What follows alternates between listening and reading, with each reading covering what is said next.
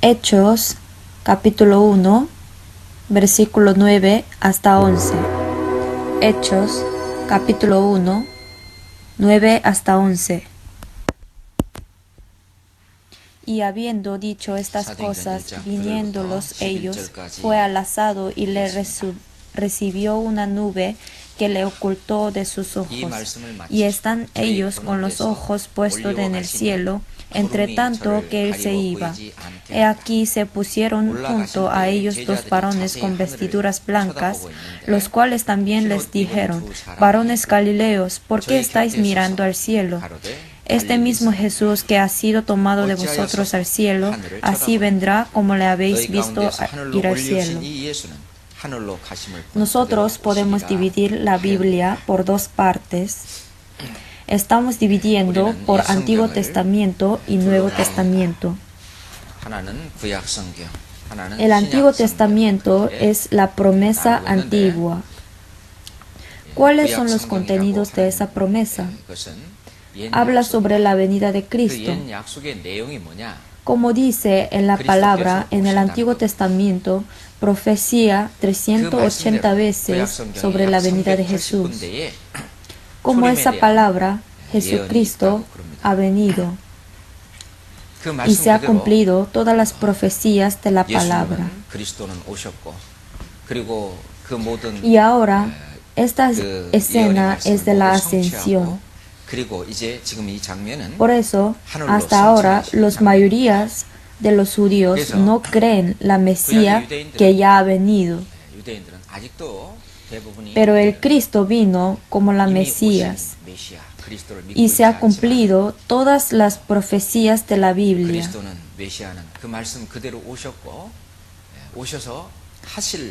Jesús, antes de morirse en la cruz, dijo: ha terminado, consumado es. Dijo: consumado es. ¿Qué ha cumplido?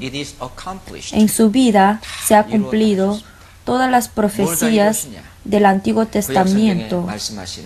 Y ahora Nuevo Testamento es nueva promesa. Por eso lo dice Nuevo Testamento. Entonces, ¿cuáles son los contenidos de nueva promesa? El contenido es que Jesús va a regresar, Cristo va a volver.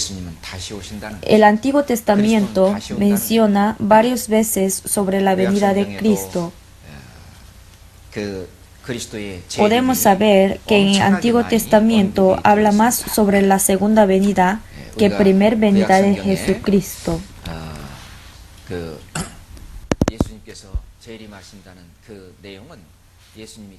Cristo va a regresar. Los científicos de la Biblia dicen que en el Antiguo Testamento sale 1485 veces sobre la venida de Cristo. Hay diferentes opiniones entre los científicos, pero más o menos sale 318 veces sobre la venida de Jesús. Por eso, en el Nuevo Testamento, cada 25 versículos a uno está escrito sobre la venida de Él. Todo el contenido del Nuevo Testamento es sobre la venida de Cristo. Dios nos dijo aquí que hasta el fin del mundo vosotros serán mis testigos. Y para hacer ese trabajo, Dios nos permitió la iglesia planeada desde el principio. Por medio de la iglesia, el Espíritu Santo ha venido como la cabeza de la iglesia. El Espíritu Santo, que es Jesucristo. ¿Cuáles son espíritu de Cristo? Estos son espíritu de Cristo. Espíritu de Dios y Espíritu Santo están como la cabeza de la iglesia. Por eso, en el libro de Hechos comienza por la ascensión de Jesús y en el día de Pentecostés vino el Espíritu Santo. Desde ahí comienza la historia de la iglesia y también comienza la historia de los apóstoles del Nuevo Testamento. Por eso el libro Hechos aún no ha terminado. El libro Hechos lo llamamos como Hechos del Espíritu Santo. Por eso cuando el Evangelio se predica por todo el mundo, ahí Jesús viene con la realeza por cómo profetizó en el Nuevo Testamento o Antiguo Testamento. En el primer venida de Jesús, Él viene para resolver problemas del pecado y salvar las almas de los pecadores. Para perdón del pecado, tiene que recibir los sufrimientos. Para eso viene Mesías del sufrimiento. Y después el Cristo vendrá como la realeza para gobernar todo el mundo en el 1000 reino de Dios. Busquemos Isaías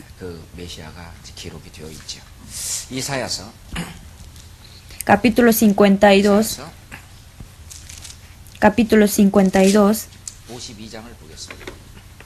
versículo 13.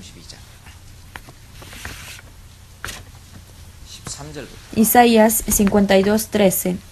He aquí que mi siervo será prosperado, serán engrandecido y exaltado, y será puesto muy en alto. En este versículo es de profecía del primer venida de Jesucristo. Y después en el versículo 15, así asombrará él a muchas naciones, los reyes cerrarán ante él la boca. Está escrito así, ¿no? Porque verán lo que nunca les fue contado y entenderán lo que jamás habían oído. Por eso, en el Antiguo Testamento, en varios lugares están escritos sobre estas palabras. Busquemos Isaías capítulo 49, versículo 7. Así ha dicho Jehová, Redentor de Israel, el santo suyo al menospreciado de alma, al abominado de las naciones, al siervo de los tiranos.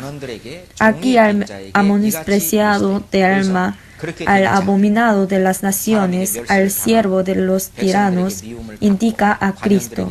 Durante el ministerio de Cristo, Él ha hecho así. El versículo 7, verán reyes y se levantarán príncipes y adoran por Jehová, porque fiel es Santo de Israel, el cual te escogió. Y este versículo explica sobre la Mesías que vendrán con su realeza. Busquemos Isaías capítulo 61. Isaías capítulo 61, versículo 1 hasta 2. 1. El Espíritu de Jehová, el Señor, está sobre mí. Aquí me indica Cristo, porque me ungió Jehová. Dios ungió Espíritu Santo a Jesús, ¿no? Me ha enviado a predicar buenas nuevas a los abatidos, a vendar a los quebrantados de corazón, a publicar libertad a los cautivos y a las personas de la cárcel, a proclamar el año de la buena voluntad de Jesús, de Jehová. Hasta aquí. Hasta aquí es la palabra sobre el primer venida de Cristo Mesías. Y el día de venganza del Dios, aquí el día de venganza del Dios es el juicio. El día del juicio del Dios a consolar a todos los enlutados. Por eso, el día de juicio está explicando sobre la segunda venida de Cristo. Por eso Jesús también dijo así. Busquemos San Lucas 24. San Lucas 24, versículo 25 hasta 26. Capítulo 24, 25 hasta 26. Entonces Él les dijo: oh insensatos y tardos de corazón, para creer todo lo que los profetas han dicho. ¿No era necesario que el Cristo padeciera estas cosas y que entrara en su gloria? O sea, primero hay que recibir estos sufrimientos y después entrar a su gloria. Como podemos ver, 1 de Pedro 1:11, ahí el apóstol Pedro también dijo así: el cual anunciaba de antemano los sufrimientos de Cristo. Primero es sufrimiento. Escudriñad qué persona y qué tiempo indicaba el Espíritu de Cristo que estaba en ellos, y las glorias que vendrá tras ellos. Por eso, en la Escritura dice antemano los sufrimientos y la gloria que vendrá tras ellos. Por eso, estrictamente, la Biblia se divide por primer venida de Cristo y la segunda venida. Por eso, en San Juan 5:39, Jesús dijo que ellas son las que dan testimonio de mí. Si lo sacamos a Cristo de la Biblia, entonces no queda nada. Pero los judíos del Antiguo Testamento, ellos esperaron la Mesía que venía en el mundo. Pero como dice en San Juan 1:11, a lo suyo vino y los suyos no lo recibieron. Como dijo en San Juan 5:43 también, si otro viniera en su propio nombre, a ese recibiréis. Los pueblos de Israel hasta último momento esperaron la Mesías, pero habían muy pocas gentes que recibían a Jesús. Buscad a Jehová mientras puede ser llamado. Llamadle en tanto que está cercano. Aquí Jehová indica el Cristo. Por eso, sin pasarle a Cristo, nadie podrá llegar a Dios. Por eso, Cristo dijo: yo soy el camino y la verdad y la vida. Nadie viene al Padre sino por mí. Esforzaos a entrar por la puerta angosta. Esa puerta angosta indica a Jesucristo. Por eso, la fe es conocer a Jesucristo y tener una relación inseparable entre Dios y yo. Y en la Biblia está escrito que cuando Jesucristo estaba en la tierra, la mayor preocupación de los pueblos de Israel era la segunda venida de Cristo. Por eso, en San Mateo 24:3 dice: ¿cuándo serán estas cosas y qué señal habrá de tu venida y del fin del siglo? Como en el libro Salmos está escrito, en la segunda venida del Señor, el mundo se va a destruir y Cristo va a formar su reino. Por eso los discípulos de Jesús ya sabían que la venida de Cristo es igual que el fin del mundo. ¿Qué señal habrá de tu venida y fin del siglo? Preguntaban varias veces, porque era su mayor interés. La venida de Cristo se divide por dos partes. Una es la apariencia de la venida de Cristo en el aire y otro es la apariencia en este mundo. Busquemos Hebreos capítulo 9. Hebreos capítulo 9, versículo 28. Versículo 28, leamos juntos. Así también Cristo fue ofrecido una sola vez para llevar los pecados de muchos y aparecerá por segunda vez sin relación con el pecado para salvar a los les esperan. Esto es la segunda venida de Cristo en el aire. Primero de Tesalonicenses capítulo 4:16 también dice: Señor mismo con voz de mando, con voz de arcángel y con trompeta de Dios descenderá del cielo. Ahora nos detenemos en las nubes para recibir al Señor en el aire. Por eso en el aire va a haber una venida pública. Por eso, realmente, como dice en San Mateo 24:40, entonces estarán dos en el campo, el uno será tomado y el otro será dejado. Estarán moliendo en un molino, la una será tomada y la otra será dejada. Y a esta palabra se cumplirá. Es un milagro que la Mesías ha venido en el mundo como la palabra del Antiguo Testamento. Pero en el punto de vista de Dios es a continuación de la creación. Como es verdad lo que profetizó Jehová, que el Cristo vino a este mundo y se cumplió todos. Como esa palabra, el Cristo vino en la tierra y ha hecho muchas obras, los que no es posible a los humanos. Ha sanado a los enfermos, ha caminado sobre el mar, calmó el mar y el viento. Además, revivió los muertos. Y la señal de que Cristo se murió y se revivió. No hay otra señal mejor que señal de Jonás, así dijo Jesús. Conforme a la Escritura, si Él se resucitó después de 3 días de haber muerto, y la forma que se resucitó también, dijo que mirad dónde estaba acostado el Señor. El lino fino estaba enrollado. Ese lino fino enrollado, si no es por el cuerpo espiritual, hubiese enmarañado. Envolvieron el cuerpo de Jesús con lino fino, pero eso que estaba envuelto solamente se hundió nada más. Viendo ese lino fino, aseguraron de que Él se resucitó. O sea, no es posible salir del lino fino en esa manera si no es por el cuerpo espiritual. Como la palabra de Jesús murió, se resucitó y ascendió. Enfrente de los hombres ascendió como milagro y nos dejó la palabra de que va a volver enfrente de nosotros otra vez.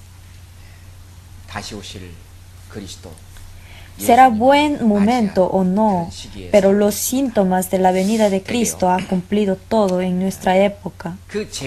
Estamos viviendo en la época que Jesús está enfrente de la puerta. Algunos se confunden la manera de esperar la venida de Jesús. Por eso, su vida se destruye y se caen en las preocupaciones de su vida. ¿Saben cómo es, no? Viven solamente por las cosas del mundo, sin mirar hacia Dios.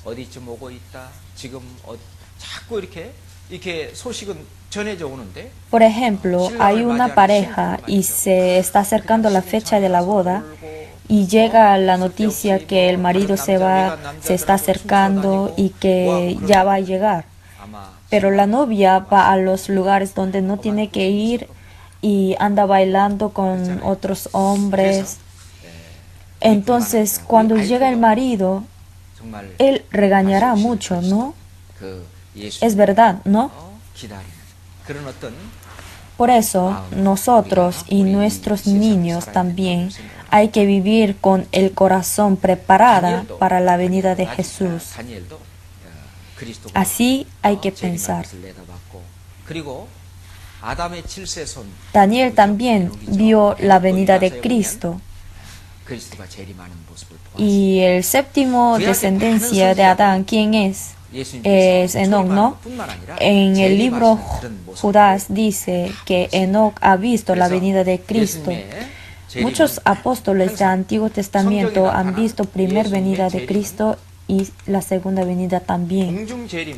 Por eso, todas las venidas de Jesús que sale en la Biblia habla la venida en el aire y de la tierra.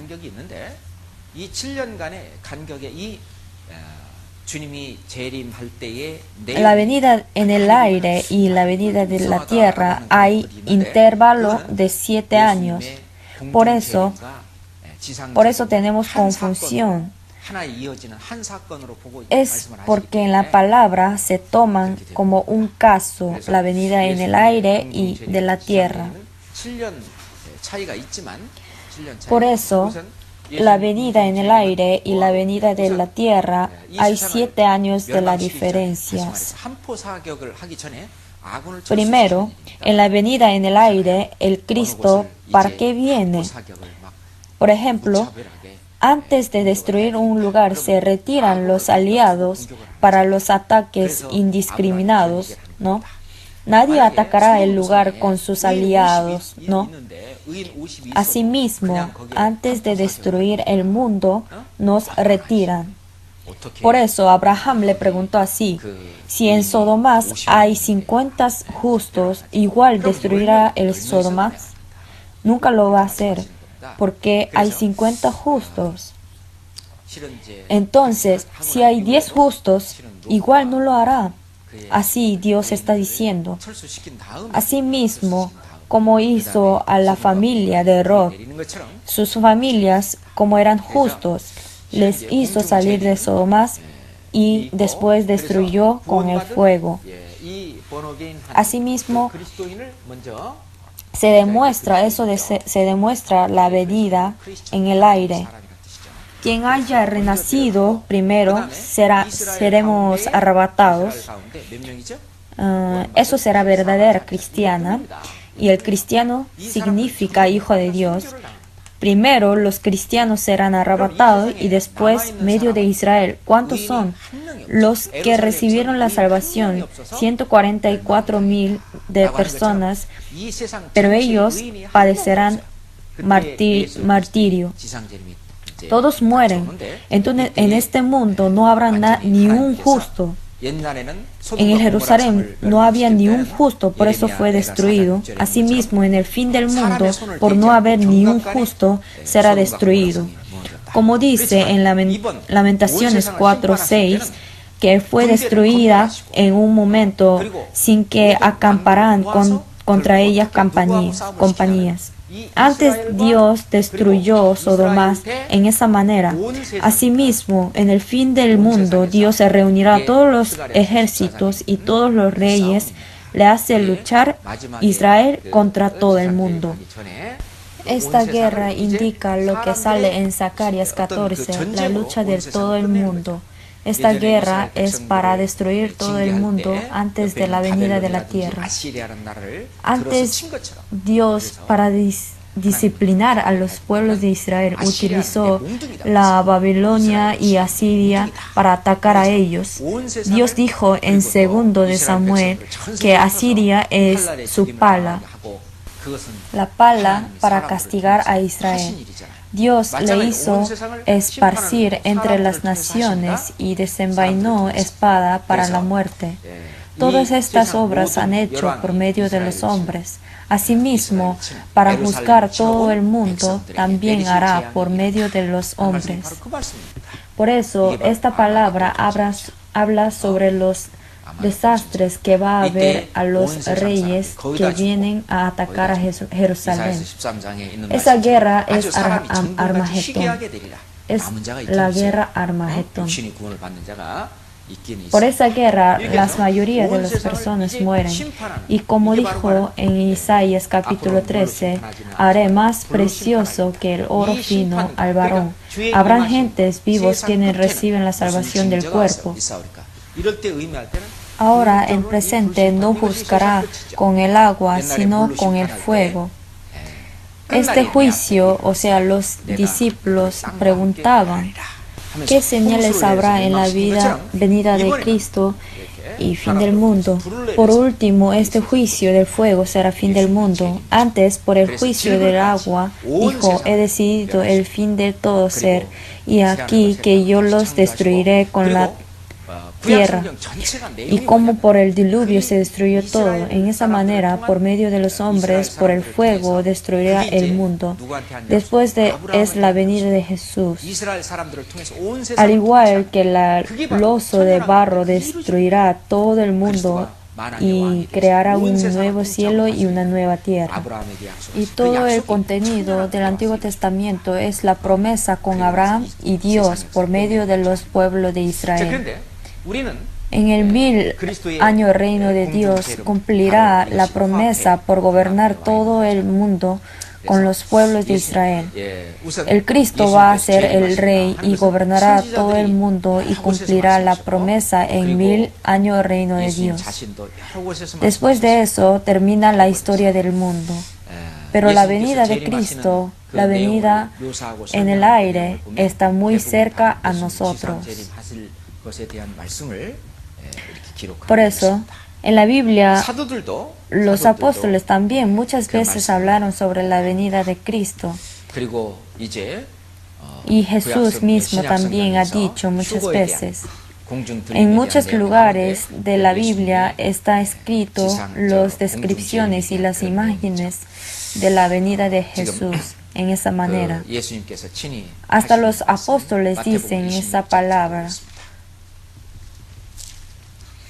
En el Antiguo Testamento y Nuevo Testamento sale sobre el arrebatamiento. Eso es el contenido de la venida de Jesús en el aire. Ahora vamos a buscar San Mateo, capítulo 26. San Mateo, capítulo 26, versículo 64. 64. Leamos juntos. Jesús le dijo: tú lo has dicho, y además os digo que desde ahora veréis al Hijo del Hombre sentado a la diestra del poder de Dios y viniendo en las nubes del cielo. Así ha dicho, y siguiente sale sobre que el sumo sacerdote habla rasgando la ropa. Esta palabra es igual que la palabra de Apocalipsis 1:7. Aquí que viene con las nubes y todo ojo le verá, y los que le traspasaron, aquí los traspasaron indica a los judíos. En la venida en el aire veremos las gentes que sobrevivieron después de la guerra nuclear. Ahí nosotros también vendremos juntos con Jesús. Juntamente vendremos en el mundo. Entonces, cuando nosotros veamos estas cosas, ¿cómo tenemos que ser? En Apocalipsis 22:7 dice aquí: vengo pronto. Está diciendo que viene pronto. Jesús también dijo en San Mateo 24:44, vendrá como el ladrón. Señor vendrá a la hora que no pensamos. Estas palabras están indicando la venida en el aire. Pero la venida de la tierra no va a ser como ladrón, porque cuando la fecha de la venida en el aire se asegura, desde ahí, después de 7 años, vendrá la venida de la tierra. Nosotros, a veces escribiendo la carta a alguien, en el último parte escribimos Maranatha. ¿Saben qué significa Maranatha? ¿Qué es? Significa Señor viene pronto, Maranatha. Escribimos esperando la venida del Señor, con ese corazón lo anotamos Maranatha. Por eso está diciendo que Jesucristo, quien salvó nuestros espíritus, está viniendo cerca para salvar hasta nuestro cuerpo. Busquemos Romanos 13, capítulo 13, versículo 11 hasta 14. Capítulo 13, versículo 11 hasta 14. Leamos juntos.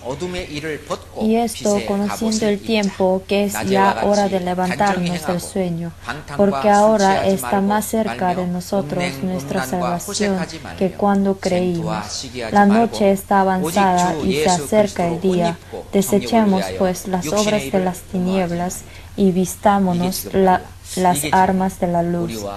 Andemos como de día honestamente, no en glotonerías y borracheras, no en lujurías y lascivas, no en contiendas y envidias, sino vestidos del Señor Jesucristo, y no proveáis para los deseos de la carne. No proveáis. Todas estas cosas son las que nuestros estudiantes deben de hacer. Y las cosas más importantes están escritas en 1 de Juan, capítulo 2, versículo 28. 1 de Juan, capítulo 2, versículo 28. Leamos juntos. Y ahora, hijitos, permaneced en Él, para que cuando se manifiesta tengamos confianza, para que en su venida no nos alejamos de Él avergonzados. Si nosotros estamos dentro de esta comunión, dentro de la reunión del Señor, entonces en la venida de Cristo no tendremos la vergüenza. Solamente viendo nuestro alrededor, muchos hermanos que antes estaban dentro de comunión y ahora no están. Es posible que ellos no han sido salvos, por eso le pasa eso. Pero si es alguien que haya recibido la salvación, tendrá mucha vergüenza en la venida del Señor. Tendrá vergüenza, ¿verdad? Busquemos Santiago capítulo 5. Santiago capítulo 5, versículos 7 hasta 8. 5, versículos 7 a 8. Otra vez leamos juntos. Por tanto, hermanos, tened paciencia hasta la venida del Señor. Mirad cómo el labrador espera el precioso fruto de la tierra, aguardando con la paciencia hasta que recibe la lluvia temprana y la tarde. Tened también vosotros paciencia y afirmad vuestros corazones, porque la venida del Señor se acerca. Nosotros tenemos que tener el corazón que la venida del Señor es hoy, sino mañana, sino dentro de un año vendrá el Señor. Así tenemos que pensar y vivir conforme en eso, ¿cierto? Por eso, como la venida de Cristo está muy cerca, tenemos que vivir pensando en, pues, coméis o bebéis o hacéis otra cosa, hacedlo todo para la gloria de Dios. Ahora, antes de terminar este sermón, puede venir el Señor. Antes de terminar hoy día, podrá venir el Señor, sino antes de acabar este año, el Señor podrá venirse. Entonces nosotros podremos ordenar simplemente nuestra vida. Y eso puede decir simple living, high thinking. Simple living es decir, simplificar la vida sin complicarse con los problemas. High thinking es poner un lugar alto a las cosas que persiguen con sus opiniones. En la vida de cristiano, ¿con qué meta tendrá que vivir? Hay que tener una meta en su vida. Simple living, high thinking.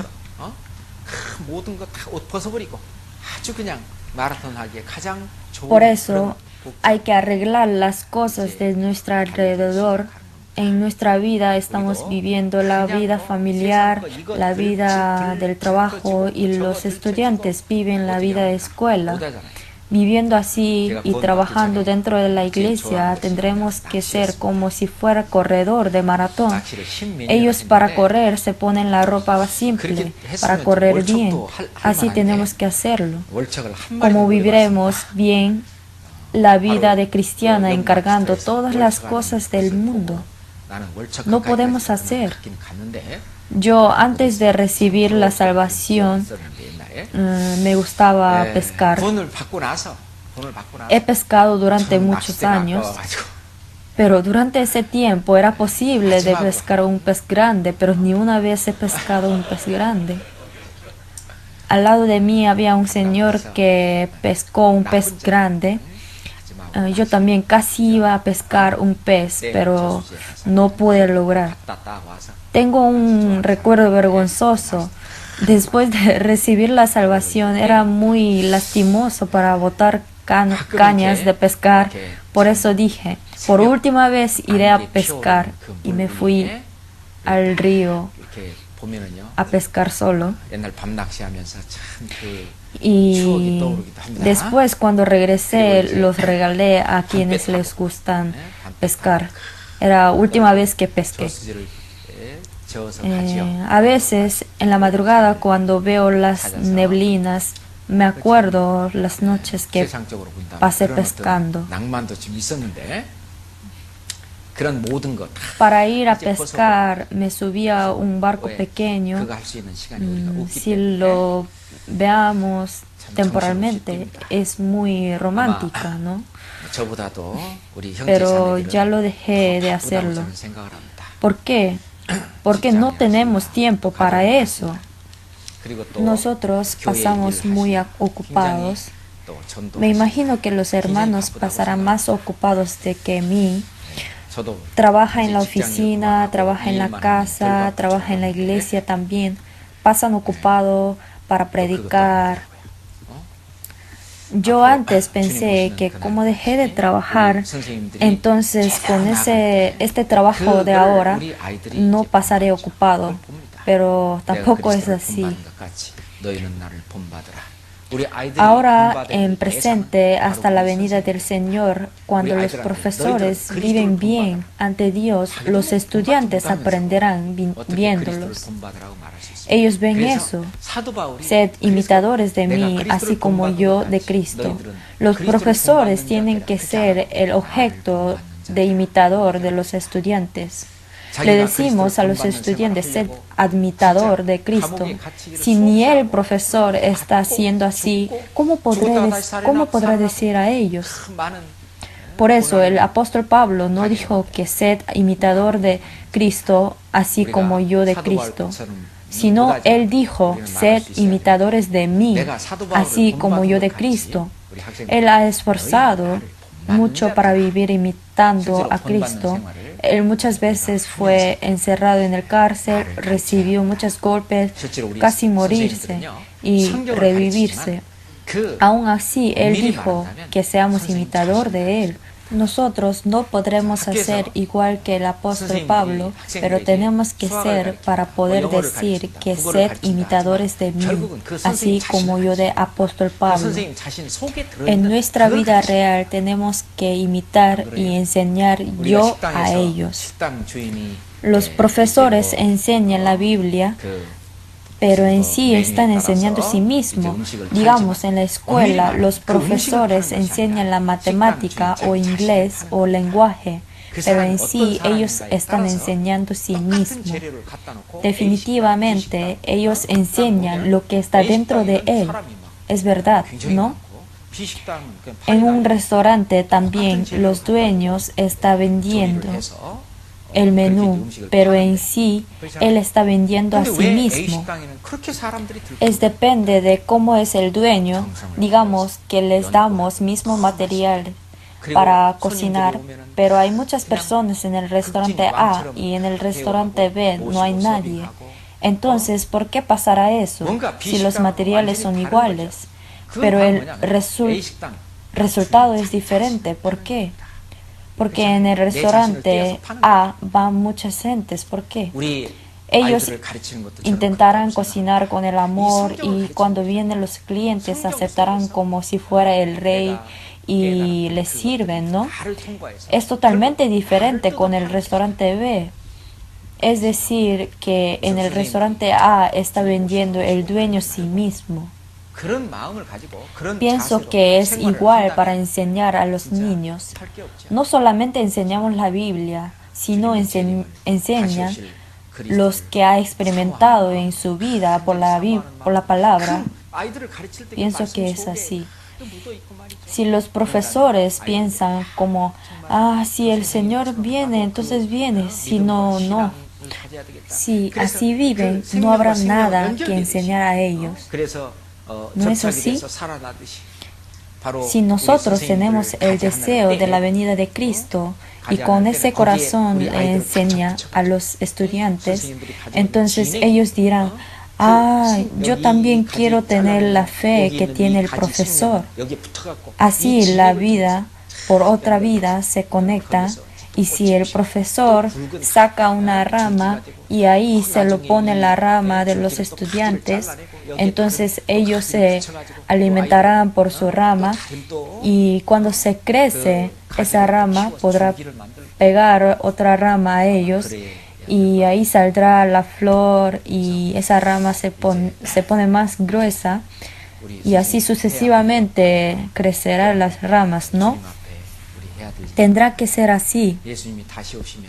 Por eso hay muchas cosas lo que tienen que hacer los profesores y hay muchas cosas que tenemos que hacer ante Dios también.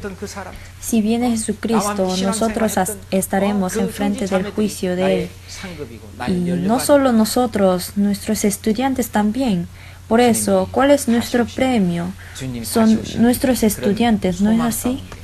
Los hermanos que prediqué y los hermanos que han trabajado juntos para Dios, todos ellos son mi vida y mi corona. Si el Señor viene, entonces nosotros tenemos que vivir con la esperanza, viendo los premios, lo que Dios me va a dar. Pero, ay, si el Señor viene, entonces yo iré enfrente del juicio y vivir pensando los castigos que va a recibir.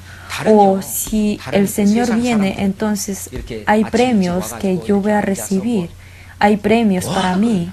Mirando a los premios que va a recibir, con esa esperanza, esperar a la venida de Cristo va a ser muy diferente con el otro. Porque nosotros recibimos los sufrimientos. Ahora, esto también es la angustia. Otras personas del mundo, ellos nos dicen, ¿por qué así tan temprano se van a la iglesia? Ellos ni entienden. Cada estas cosas, los sufrimientos, es diferente de lo antiguo tiempo, pero estas cosas también son grandes sufrimientos para nosotros. Nosotros aguantamos estos sufrimientos es porque de verdad hay premios que vamos a recibir cuando viene el Cristo. Y enfrente del juicio justo va a aparecer todas estas cosas. Si hacemos así, podremos decir a los niños sobre los premios que va a dar el Señor a nosotros. Hay que enseñar esa esperanza. Digamos, por memorizar un versículo de la Biblia, enfrente de Dios va a recibir el premio. Entonces, ellos se sentirán muy felices, ¿no? Es muy cierto. Si nosotros vamos enfrente de Dios, es importante cuántas veces ha leído la Biblia, pero lo que memoriza los versículos, eso también aparece todo. Y ese premio es muy grande. ¿Cuánto ha vivido con lo que ha dicho el Cristo? Ese premio es grande cuando lo hace. ¿Cuánto ha amado a los hermanos y tener reunión con ellos? Ese premio es grande. ¿Y a cuántas personas ha enseñado esa verdad? Ese premio es grande.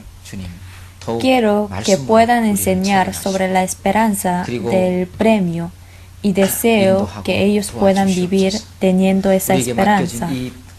Oremos juntos. Le doy las gracias a Dios Padre, quien tiene mucho amor y las gracias. Como dijo en la palabra, sabemos que su venida está muy cerca. Cuando viene el Señor, haznos para poder escuchar de su palabra, buen siervo y fiel. Para poder escuchar eso, guíenos y ayúdenos, Señor. Los niños que nos han encargado, ayúdenos para que ellos vayan cambiando poco a poco, para que pueda ser buen hijo de Dios. En el nombre de Jesucristo hemos orado. Amén.